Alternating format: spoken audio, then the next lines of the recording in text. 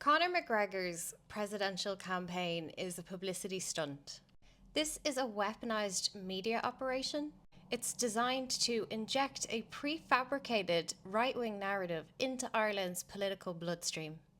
Nobody actually thinks Conor McGregor is going to get elected, although nobody thought Trump would either, which is why I'm making this video. Just so we're all very sure and clear, send this to anyone at risk of voting for Conor McGregor. It's a wasted vote. Give it to Catherine Connolly. This is not a video about McGregor. This is a video that's going to dismantle that PR stunt. I'm going to show you who the dark money is that's behind him, and then inoculate you from propaganda so that you can spot the playbook. Firstly, Conor McGregor is a declining celebrity. This is not a real campaign. He does not really have real fans, and he certainly does not have a political movement behind him. But he is the perfect face for this pageant of manufactured outrage. It's like WWE, except our neutrality is at stake. He's not a politician. He doesn't have experience in politics. Firstly, I wonder, is there a possibility that his own dark money donors don't understand Irish politics? Because in the role of president, McGregor would have no influence over policy. The mere act of putting yourself into the ring for this role will immediately insult most civic-minded Irish people. Our history is not that old, and tradition matters more than power to Irish people. Typically, the presidency is earned through a lifetime of civic duty or cultural service. You do not just grab it for attention. You do not win it simply by stealing the popular vote. The political community is who really decides. And every single one of our presidents so far have come from careers in civic work.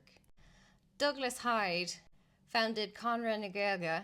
Eamon de Valera founded Fianna Fáil and sold out the treaty. Mary Robinson was a human rights lawyer. Mary McAleese was a barrister and journalist. And Miggledy used to be the arts minister. He's a sociologist and a human rights campaigner. The mere suggestion of McGregor is an insult to the legacy of some pretty hefty figures in Irish history. How dare you, firstly? No one has ever successfully won for President of Ireland without serious credentials and experience. We all know this. McGregor knows this. I make jokes about wanting to retire into the Irish presidency. It's something that's a capstone for a long career of civic duty, not a launchpad. Phrases like Ireland is full did not start in Crumlin. Shout out to me mates on Cashel Avenue. Everybody in Crumlin knows that Conor McGregor is a Brit. And he is. His talking points prove it. Policy Exchange is a UK-based think tank that I have covered extensively on this channel. They should not exist. They write policies and communications, messaging like Ireland is full, on behalf of private wealthy donors. And then they get people like McGregor to learn their lines, read the script, get up on stage, and lie to you. And they really think Irish people believe him. But we're all shouting justice for D. Devlin. McGregor started spouting Ireland is full talking points in March this year, but they are a copy-paste job from the 2015 Sweden is Full campaign that was run by Jimmy Akeson. He says things like Irish lives matter, just like white lives mattered in the US in 2015. He says that mass migration is what causes homelessness. These are literal Brit talking points. I can give you the exact policy exchange document that he's reading from. It was released in the United Kingdom and under policy exchange in January 2025. It's called Immigration Drives Housing Crisis Talking Points. Come on! I'll put it in the Discord. So you can look at these documents that they produce and give to him. And he probably hasn't even read because he doesn't know how to read because he's a Brit and a fucking sandwich head. Because Ireland's political system is what it is about the presidency, he now wants to change the law. These talking points about referendum and direct democracy now, they came from the Swiss People's Party's European Referendum Lock campaign. I have done full linguistic pattern tracing. The core frame here appears in Trump rallies, in Swedish, Finnish and Italian far-right slogans from 2015 to 2020. In Migration Watch UK's briefing, Britain is full. And then there's the security frame, the Protect Our Women and Children. Policy Exchange again, they released the UK's grooming gang paper. And that phrasing is being mirrored across these Irish Telegram accounts. I think if you've got younger brothers that are using Telegram, that might be a right-wing pipeline risk for your family. Send them my videos and maybe the Discord link. Red flag. Telegram is full of right-wing talking points. These are not coming up organically out of the chats. They are being designed by propagandists and then put in. This idea of having a referendum to decide if Conor can run for president, it comes from a group called Direct Democracy Ireland. They've been promoting what is essentially regulatory capture through the guise of direct democracy since 2010, and they've been failing.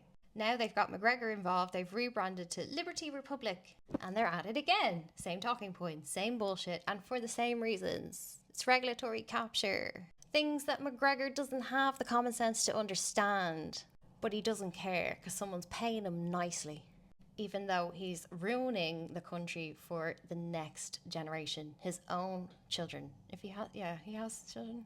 Justice for D. Devlin, man. What he is using, this whole campaign that's getting very loud because there's a lot of money, so you'll see a lot of social media, and for a moment you might actually think this guy has a shot of winning. He does not. He's just very loud.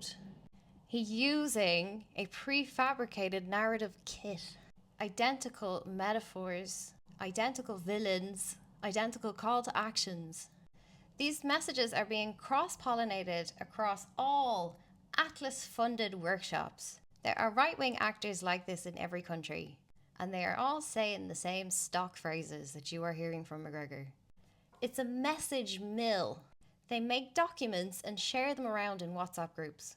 They use your data to target you if they think you might fall for it. They don't target me.